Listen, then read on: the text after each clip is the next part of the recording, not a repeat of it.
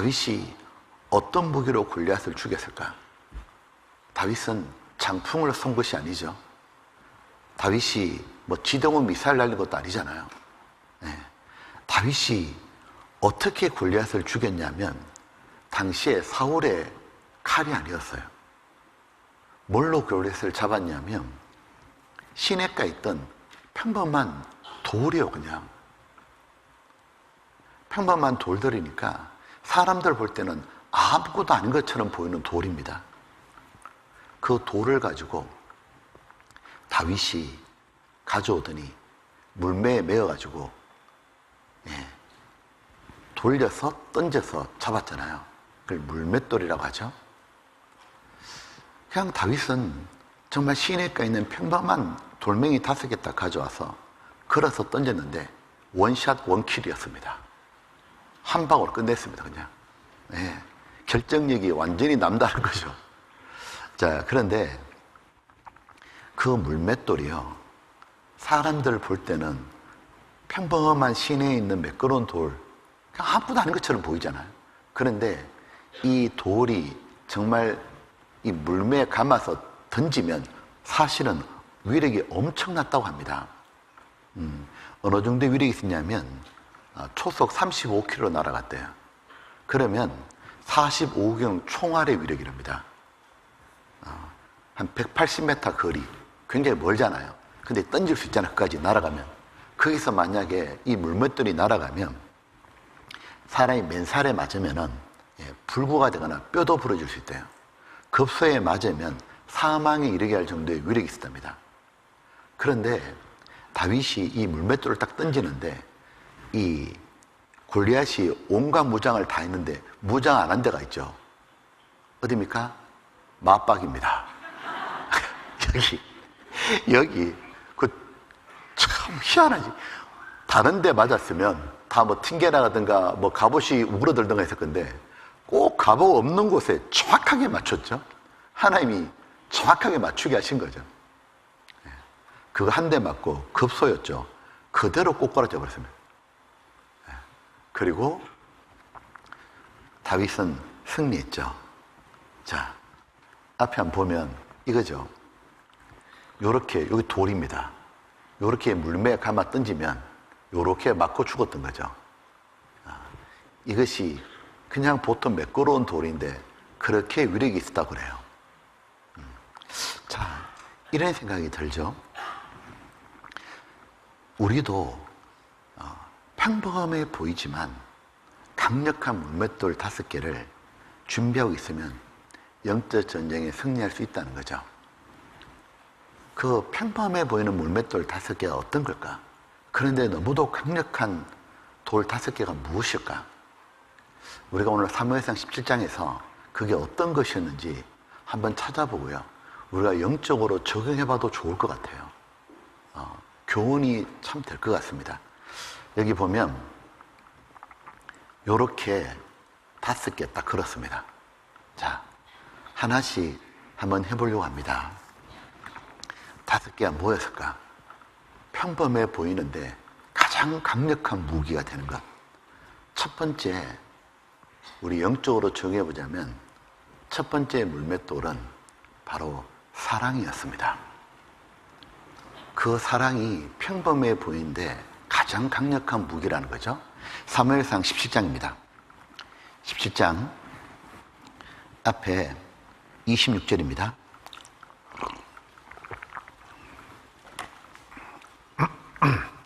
이렇게 말했습니다. 다윗이 곁에 서는 사람들에게 말하되 가로되 이 블레셋 사람을 죽여 이스라엘의 치욕을 취하는 사람에게 어떠한 대우를 하겠느냐. 같이 읽어볼까요?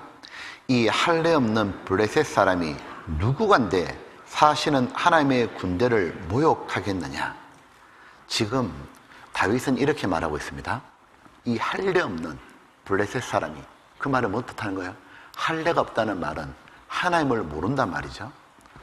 하나님이 이스라엘 백성에게 하나님과의 언약의 관계로 하나님의 자녀로 하나님의 백성으로 삼는다는 표시로 할례를 행하겠잖아요. 즉 할례가 없던 블레셋 사람이라는 것은 하나님이 누군지를 모른다는 뜻이에요. 이 인간이 누구간데 사시는 하나님의 군대를 모욕하냐고. 하나님의 군대라는 말은 이스라엘을 가리키죠. 다윗은 처음에 이 전쟁터에 왔을 때 사람들이 벌벌 떠는 모습을 봤습니다. 그리고 골리앗이 하나님과 바로 자기의 동족 이스라엘을 모독하고 멸시하고 짓밟는 소리를 계속 들었어요. 다윗이 듣다가 어떤 마음이 드느냐 하면 열이 받기 시작하는 거예요. 견딜 수가 없는 거예요. 자기가 이렇게 막 이제 나서야겠다고. 아무도 나서는 사람 없으니까. 그러면서 도대체 누구한테 저놈이 저렇게 하냐고, 내가 확 저놈을 죽여버리겠다고 그렇게 말하자 옆에 있는 사람들이 말리는데, 특별히 다윗의 형, 장형, 장남 엘리압이 다윗을 꾸짖죠. 너 객기 부리지 말아라고. 네가 또 영웅심리로 나서냐고. 여기 어딘 줄 알고 꼬마 네가 나서냐고. 아무도 못 나서는 거 안 보이냐고. 지금 주변 사람들도 그랬겠죠. 너는 저 골리앗의 덩치가 안 보이냐고. 너 미쳤구나 그냥. 그때 다윗이 그런 말을 들을 때 마음속으로 어떤 생각이 있을까? 저는 그 생각해요. 너 미쳤구나 그 말할 때 속으로 그랬을 겁니다. 예, 제가 미쳤습니다. 형은 들어본 적도 없냐고. 사랑은 미치는 거라고. 사랑은 눈에 뵈는 게 없는 거라고. Love is crazy 그랬잖아요. Love is blind라고.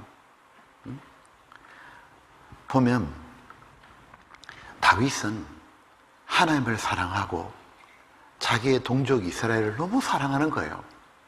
그런데 자기의 사랑하는 하나님을 저 한량없는 짐승 같은 골리앗이 짓밟고 있으니까 견딜 수가 없는 분노가 일어난 거예요. 내가 누구를 정말 사랑하잖아요. 그러면 그 사랑하는 대상이 누구한테 짓밟히잖아요. 그 견딜 수 없는 분노가 일어납니다. 심지어 그렇잖아요. 우리나라를 모독하는 말 들으면 열받잖아요. 내가 나온 고향, 내가 나온 학교를 무시해도 열받잖아요. 보면 그 사랑이 뭘 하느냐면 자기를 삼켜버려요. 그리고 도저히 자신의 힘으로 할 수 없는 일을 나서게 만들어요. 옛날 이준 열사가 그랬다는 얘기도 있지 않습니까? 우리나라가 일본에 억압받는 거를 가서 만국회의 때 말하고 싶은데 입장을 못하게 하자, 이런 일화도 있잖아요. 들어가서 할복에서 자기의 내장을 던졌다고. 그런 일화가 있잖아, 그죠? 사실성 여부를 떠나가지고 그렇게 할 수 있었다는 거겠죠? 자기를 삼켜버려요. 예수님이 이스라엘 땅을 다니실 때 예수님의 거룩한 분노가 일어난 적이 있죠. 무엇이냐면 성전에 와봤을 때요. 성전은 기도하는 집인데 그걸 뭘 하고 있냐면 이 성전을 모독하는 게 보이는 거예요. 하나님의 집을 장사꾼의 소굴로 만들어 놓은 거예요. 당시에 종교가 바리새인은 이들이 성전세를 양이나 소나 비둘기 그 가져오는 대신에 돈으로 바꿔주는 그런 일들을 하고 있었잖아요. 그걸 딱 보자 예수님의 거룩한 분노가 일어나죠. 예수님이 견디지 못해가지고 뭐 했냐면 이 채찍과 노끈으로 다 쫓아버렸잖아요. 그 당시 아무도 그 일을 못했습니다. 왜냐하면 그 바리새인의 세력이 너무 크잖아요. 아무도 그걸 못하는 거예요. 근데 그 인자신 예수님이, 그 온유한 예수님이 채찍과 노끈을 들이니 그대로 다 쫓아내버린 거예요. 나가라고.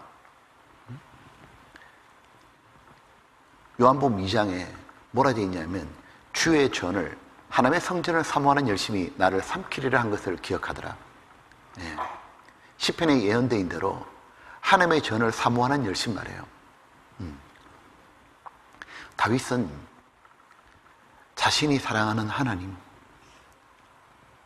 자기를 위해 모든 걸 다 주신 하나님, 그 하나님을 모독하잖아요. 그 하나님의 백성들을 짓밟잖아요. 그걸 견딜 수가 없는 거예요. 저 짐승 같은 놈이 감히 내 사랑하는 하나님과 내 사랑하는 이들을 멸시해. 내가 저걸 당장 죽여버릴 거라 그냥. 그 사랑이 뭐냐면 누구도 못하는 일을 하게 만든 거예요. 그 사랑을 까르따스라고 합니다. 바로 우리가 가져야 될 첫 번째 물맷돌은 바로 사랑입니다. 하나님께서 우리를 구원하실 때 우리들 마음에 그 하나님의 사랑을 부어주셨잖아요. 로마서 5장에 보면 소망이 부끄럽게 아니하면 우리에게 주신 성령으로 말미암아 하나님의 사랑이 우리 마음에 부음받음이니. 예. 우리가 구원받고 나니까 정말 예수님을 보지 못했지만 사랑하고, 그리고 아직 구원받지 못한 사람 보면 너무 불쌍하고, 그래서 그들을 사랑하죠. 사랑은 그냥 평범한 말 같지만 가장 큰 위력을 발휘하죠. 이런 이야기 들어보셨죠? 네덜란드의 실화입니다. 73세 됐던 할머니가요, 20대에 남편이 죽고 혼자 한 50년을 살았어요. 근데 이 할머니가 70대에 한 명의 할아버지 만나가지고 사랑에 빠진 거예요. 70대 사랑에 빠졌는데 이 할아버지하고 만나보니까 할아버지가 너무 괜찮은 거예요. 이 할머니가 할아버지하고 너무 같이 있고 싶은데 할아버지가 뭐라 했냐면, 할머니한테 나 당신 다 좋은데 한 가지만 좀 고치면 안 되겠냐고. 그 한 가지가 뭐냐면 이 할머니가 골초예요. 이 이제 20대에 이제 남편을 잃어버리고요, 혼자 50년을 살면서 담배로 정말 낙을 삼고 살았던 거예요. 그러니까 50년 이상을 담배를 피웠으니까 담배가 인에 박혔잖아요. 근데 할아버지가 뭐라냐면, 내가 담배 냄새가 내가 못 견디겠다고. 응? 좀 담배 좀 끊으면 안 되겠냐고. 다 좋은데 그것만 좀 끊어주면 좋겠다고. 이 할머니가 다음날 바로 담배 끊었습니다. 뭐 건강에 안 좋고요, 뭐 다른 사람 와서 담배 끊어야 되고요, 씨도 안 먹혔는데 사랑하는 사람이 딱 나타나니까 한 방에 끊어버린 거예요. 그 누구도 못했던 걸 사랑이 하는 겁니다. 우리가 구원받고 나니까 왜 담배 끊었어요? 왜 술 끊었어요? 왜 오락을 끊었어요? 왜 세상 폼나게 살 수 있는데 왜 그런 거 다 안 해요? 왜? 우리 다 재밌고 힘들게 안 살 수 있거든요. 세상 거 다 즐길 수 있거든요. 그런다고 우리가 천국 못 가는 거 아니잖아요. 그런데 왜 그거 안 해요? 그거 안 하고 왜 우리 수요일과 주일도 모이고, 왜 구역 모임도 하고, 왜 우리가 서로 대접도 하고, 교회 봉사하고, 왜 그 힘든 어려운 길인 전도하러 가요? 왜 우리가 이런 교회당도 짓고 왜 그렇게 해요? 네, 이유는 딱 한 가지밖에 없어요. 주님을 사랑하기 때문이에요. 영혼을 사랑하기 때문이에요. 누가 시켜서 하는 거 아닙니다. 시켜서 하는 것은 굴욕이잖아요. 안 그래요? 구원받은 우리들은 굴욕적으로 못 살아요. 내가 힘이 없으니까 흔히들 군대 용어 쓰잖아요. 위에서 까라면 까야지. 그게 뭐냐고. 우리가 그렇게 못난 사람들이 아니지 않습니까? 그렇게 우리가 줏대도 없는 사람이 아니잖아요. 누가 하라해서 하냐고요? 아니요. 하라해서 하는 것이 아니고요, 주님이 내게 준 그 사랑 때문에 나도 주님께 진짜 한번 보답하고 갈 거다. 그래서 주님 만나야 덜 죄송하잖아요. 그래서 우리들이 자원하는 마음으로 하는 거예요. 이 사랑은 얼마나 놀라운 거냐면, 희한하죠? 신기하게도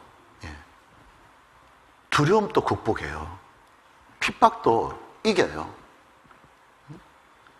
어떤 형제는 가족을 전도하는데 가족이 핍박하고 때리고 쫓아내고 무시하는데 그러잖아요.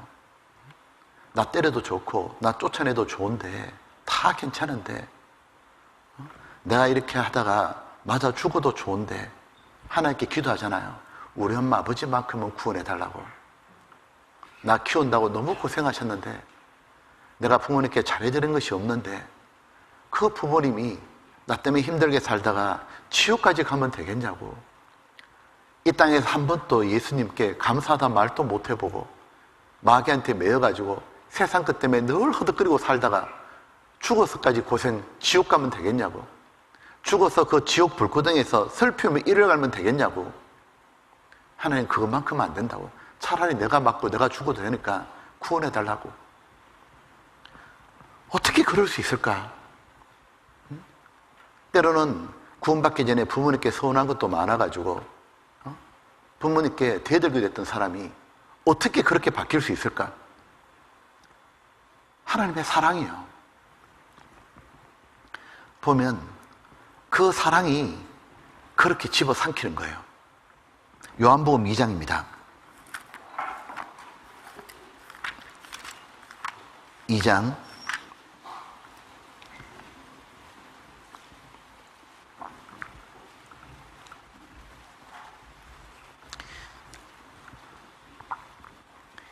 2장에 17절에 제 아들이 성경 말씀에 주의 전을 사모, 사랑하는 열심히 나를 삼키려 한 것을 기억하더라. 보면 이런 마음 들지 않습니까? 골리앗이 이스라엘을 짓밟듯이요. 마귀가 가만히 생각해보면 지금 세상 사람들을 구원받지 않은 사람을 짓밟고 조롱하고 가지고 놀고 있잖아요. 내 가족을, 내 친구를 어떻게 하냐면 조롱하고 멸시하고 짓밟죠. 구원받지 못하게 해방하죠. 우리 지금 출애굽기 읽고 있잖아요. 거기 보면 이스라엘 백성들은 애굽의 바로 왕에게 시달리며 살고 있었습니다.